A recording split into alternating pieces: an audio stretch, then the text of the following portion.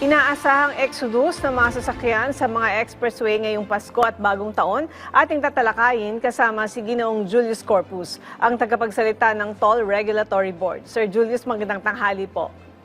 Asag Weng, Asag Joey at Director Cheryl, isang magandang tanghali po sa inyong lahat.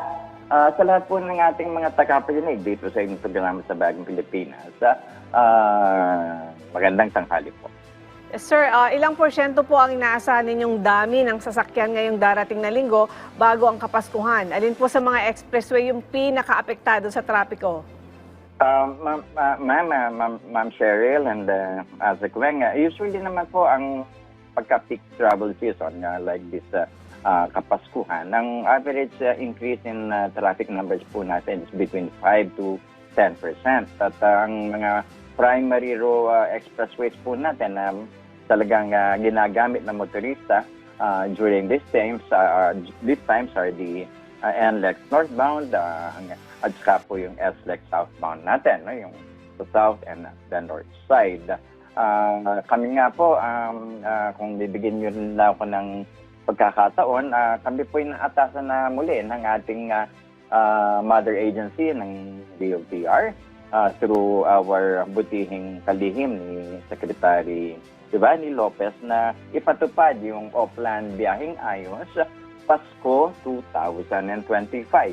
Kaya yan po ang layunin niya na mabigyan ng isang ligtas, komportable, mabilis at maasahang paglalakbay ng ating mga motorista dito sa ating mga expressways. Sir Julius, ilang porsyento po ang inaasahan ninyong dami ng sasakyan ngayong darating na linggo po?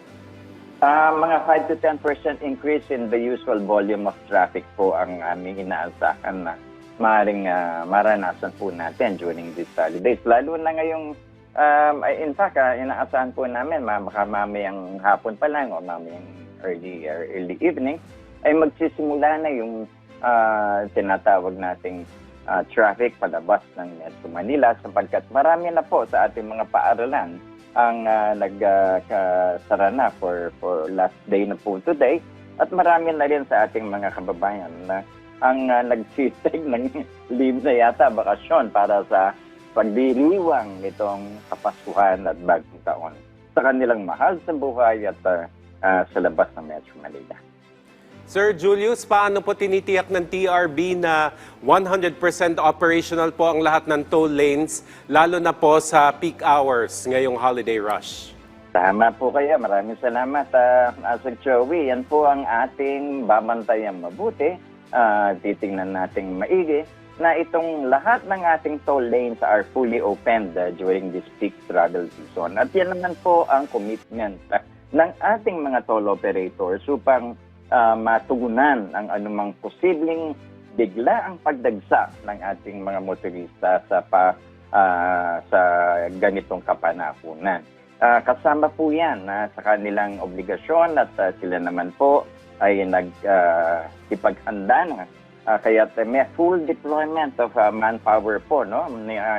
Unang-una dito sa ating mga security, mga patrol vehicles natin. Ganun din po dito sa ating mga traffic management personnel na nangangasiwa ng maayos na daloy ng trapiko at yung mga incident response teams natin, Sir Joey. Yun pong mga ambulance natin, medical people, yung mga tow trucks are pre-positioned, yung mga fire trucks are standby for any emergencies. At dito naman po sa ating mga toll plaza, lahat po ng lanes should be open. May mga naka-standby na mga tellers both in the RFID at saka sa cash lane.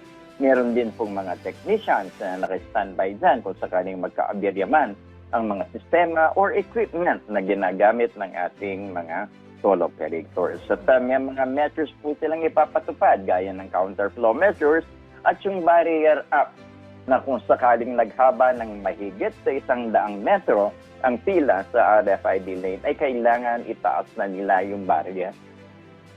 Okay, sir, Yes, Sir, ano naman po yung patakaran ng TRB sa leave ng mga toll personnel at traffic staff ngayong Pasko? At paano nyo sinusuportahan yung tuloy-tuloy na operasyon sa expressways? Meron din po bang naka-duty ng Christmas at saka New Year? Yung paano po yung hatian ng kanilang mga break? Tama po. Ayan naman po, no, dito sa ating mga toll operators, shifting po yan. 3 shifts ang mga tauhan nila in a day. No? 8-hour shift po yan. May 10 to 6, may 6 to 2, and 2 to 10. 3 shifts po ang karaniwan na ginagawa ng mga yan.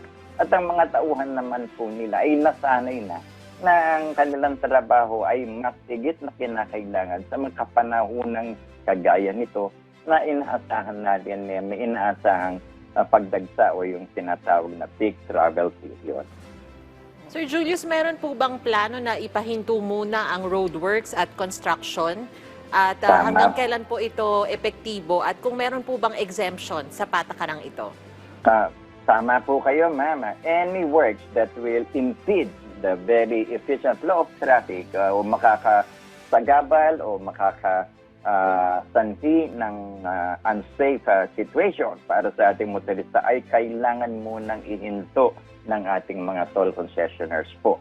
Subalit yun naman pong mga trabahong hindi naman po nakakasagabal ay hayaan naman po sana natin silang ipagpatuloy upang lalong mapatapos po sa lalong madaling panahon sapagat mas magandang mapakinabangan kaagad itong gaya ng mga expansion works na kanilang ginagawa sa ngayon.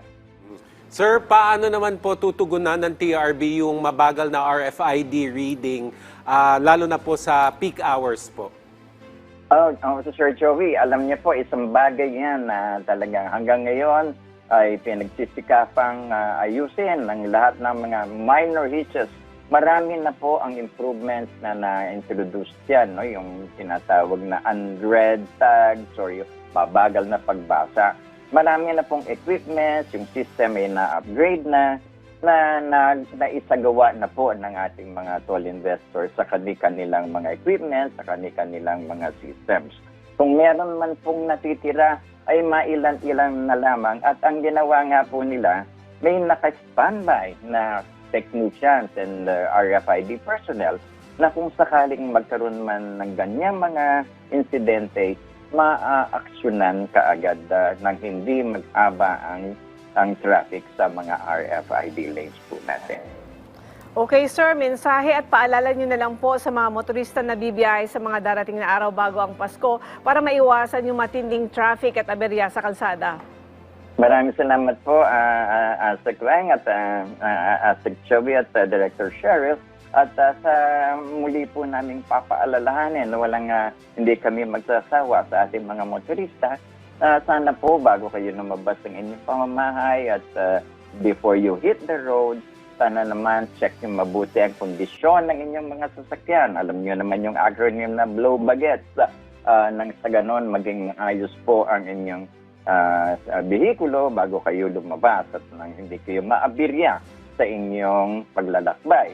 Pangalawa po, yung magmamaneho, sana naman po ay nasa kondisyon, hindi puyat, hindi lasing, at maganda po ang pangangatawa ng kalusugan, pati na rin ang kanyang kaisipan. Sana ay nakafocus po sa kalsada.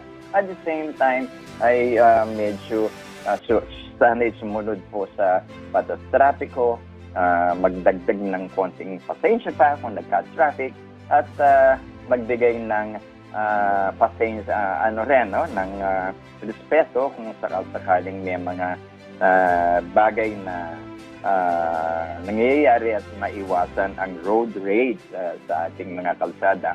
Malaking dahilan po kung bakit nagbabagal ang traffic sa expressway ay ang dahil sa mga sinasabing mga tagian, mga aksidente, at kailangan mo ng maayos yan. Kaya po nagkakaroon tayo ng paghaba ng mga traffic natin sa ating mga expressways. Kaya kung maiiwasan po yan, ay malaking bagay po na magiging mas mabilis at maginhawa ang ating paglalakbay.